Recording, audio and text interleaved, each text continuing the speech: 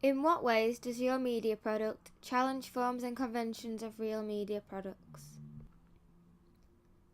The main way we challenge conventions in our A2 music video is through our narrative.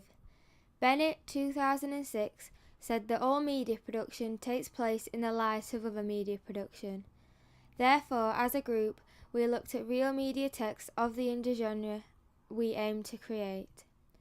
We did this with the aim to pastiche conventions, but also to find ways our video could be more dynamic. We decided to do this through the narrative.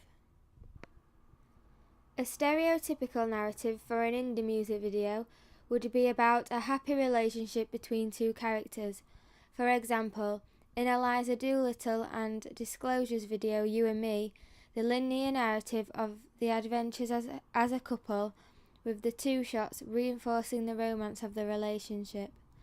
I then looked at Beyoncé's video If I Were a Boy. The multi-strand narrative makes the video dynamic and engaging, resulting in the video receiving 129 million views on YouTube. The switch of character roles, including the false hero of the male character, plays with the audience's emotions, and the sympathy switches from the male to the female. We decided this was a good narrative to pastiche because it will engage and intrigue our target audience. According to Todorov, a narrative has a three-stage formula: equilibrium, disruption, and re-equilibrium. My music video was dynamic in that it did not follow this structure.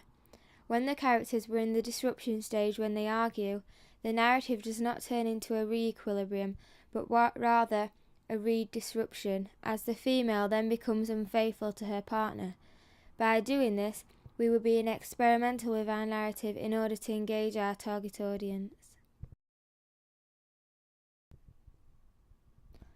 Our narrative was also unconventional through the character roles in order to generate a mixture of emotions from our audience, like in Beyoncé's video. In the beginning of my music video, both characters were protagonists until they argued, and through quick cuts in editing and a black shot at the end, the male was portrayed as an antagonist. As the narrative progresses, the audience are persuaded to take the female side through the mid shots in dark lighting, until it is discovered at the end of the music video that she is the one being unfaithful and seeing another man. Through this, we created a false hero character and left the audience in a position of shock and also sympathy for the male character. The narrative and use of character roles, along with the mystery of the story throughout, enigma technique, my music video stands out and looks more unique from other indie videos, yet still conforms by using the binary opposites of love and hate for the narrative. Also, in my advanced portfolio, I created 2 campaign texts for my music video, an album digipack and a tour poster that would feature in an indie music magazine such as Kerrang, Q or NME. The majority of both texts were conventional, as I wanted to ensure they were as realistic and professional as possible. However, I was targeting the indie subculture who favours unique and interesting things.